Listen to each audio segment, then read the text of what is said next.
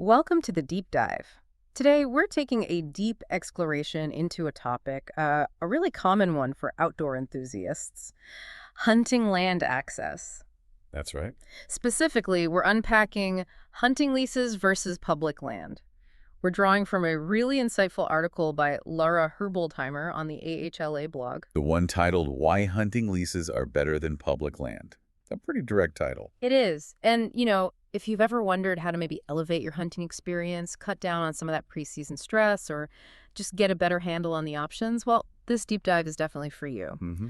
Our goal here is really to pull out the key takeaways from this piece, give you a shortcut, basically, to understanding the choice for what the article calls a quality hunting experience. What's interesting is how the article frames the hunting lease as, well, maybe the best path for hunters really looking for that quality experience. Yeah.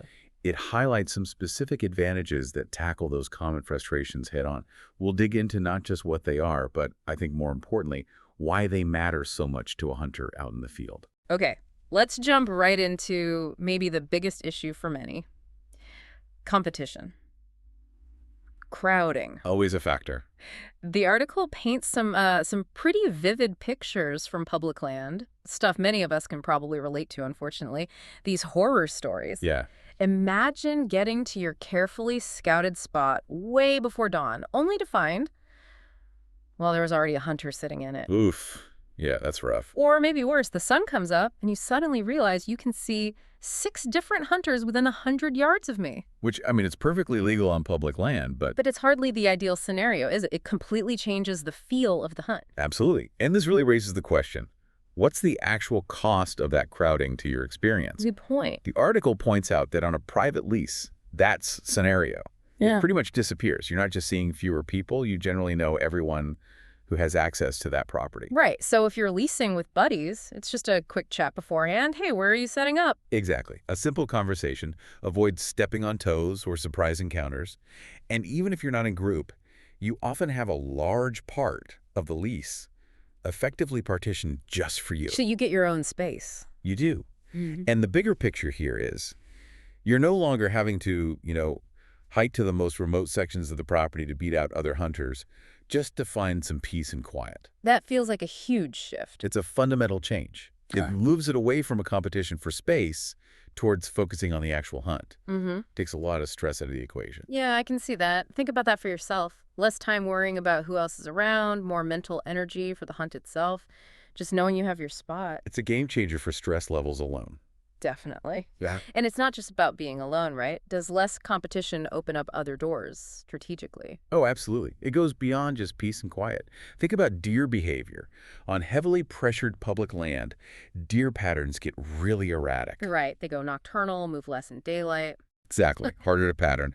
But on a lease with less pressure, deer often act more naturally. They're more predictable, which gives you a much better chance to actually observe them, understand their movements on that property. You can plan, set up stands without worrying they'll be taken. It's about proactive strategy, Yeah. not just reacting to others. Okay, now here's where it gets really interesting, I think, especially for hunters focused on the quality of the deer. Mature animals. Yes. The article brings up a big issue on public land, just a lack of mature bucks, and it explains why, doesn't it? It does. It talks about that mentality. Yeah. If you see a buck, any buck, you might feel pressured to take it. Because if they don't shoot it, the next guy will, and they go home empty-handed. It's kind of a sad cycle driven by that scarcity. It is. But this is where a lease can completely change the dynamic. It allows for what's called quality deer management, or QDM. QDM. Okay. And QDM isn't just about trophy hunting. It's more holistic. Yeah. It's about hunters and landowners working together to balance the herd age structure, numbers, overall health. So managing the resource. Exactly. The article suggests that on a decent-sized lease, you and your group can get a real good idea of which bucks have their core area. Right there. Ah, so you know the individuals. You start to. And that knowledge gives you the power to collectively decide, okay, which bucks are on the hit list and which ones are going to be left for next year to grow. Letting them mature. Precisely. And the result, over time, is developing a respectable population of mature bucks to hunt each year. That sounds ideal. What about smaller leases? Even there, the article mentions the benefit of talking to neighbors, especially if they're also leasing. You can create a kind of shared approach to management across properties. Interesting. So it fosters communication. It shifts the mindset, really, from scarcity to stewardship. It benefits the hunter and the herd long term. So breaking that down for you, the listener, it means having more control over the quality of your hunt, not just hoping something walks by. Right. It's being able to pass on that promising young buck, feeling confident he'll likely be around next year, maybe growing into that trophy, or just helping the herd balance. It adds a whole different layer of satisfaction, doesn't it, being involved at that level? Absolutely. And you mentioned herd health.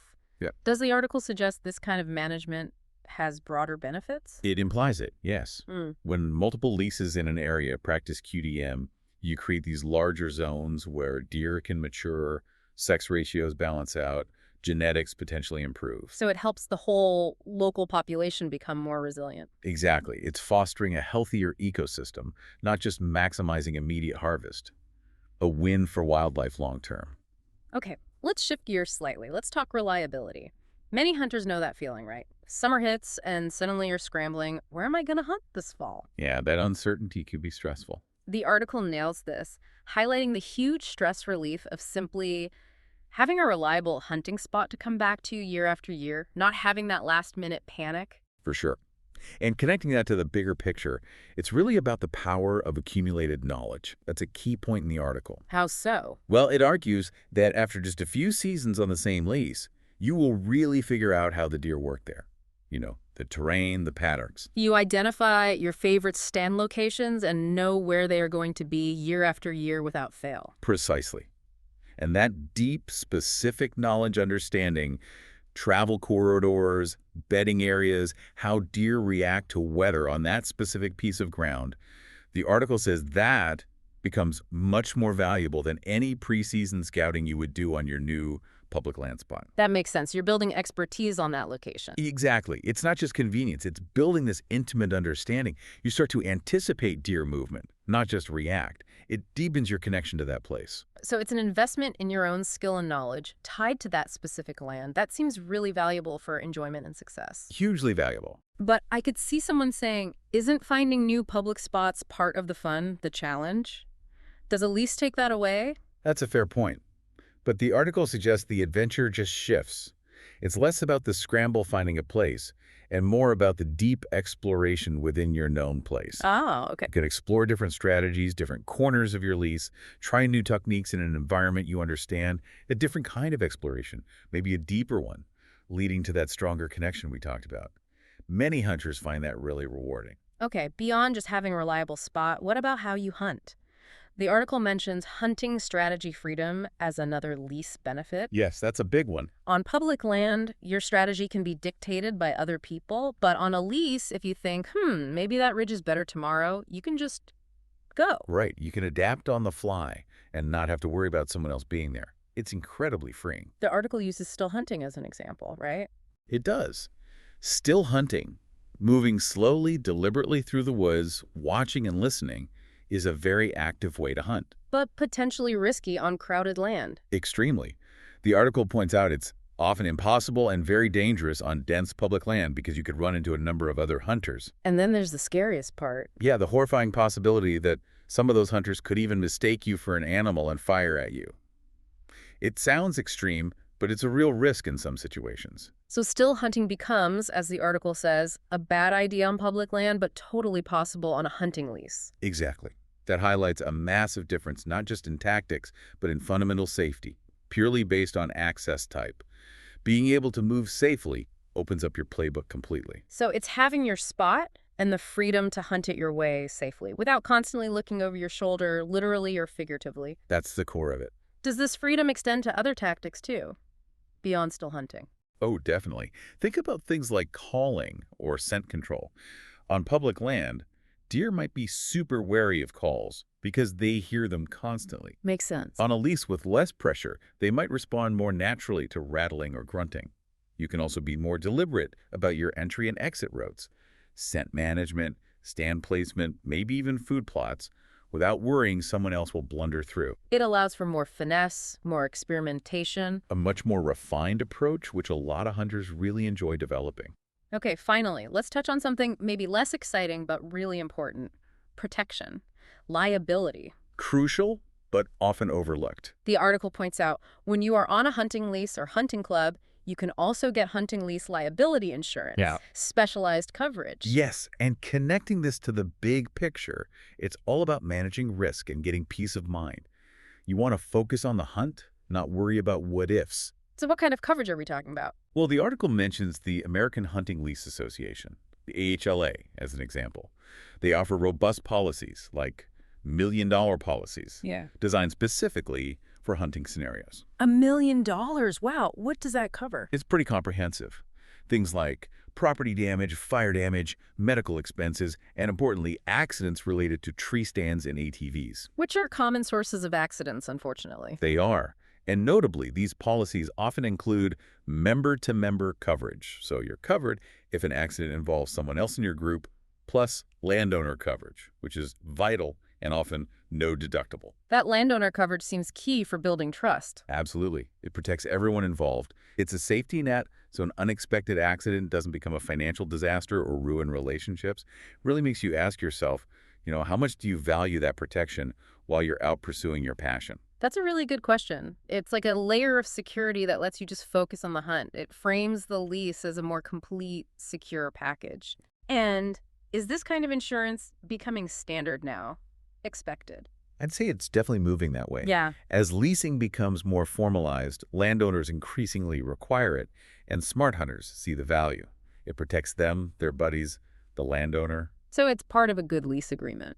It really should be. It builds that foundation of trust and security for everyone. Okay, so wrapping this all up, what does this mean for you, the hunter?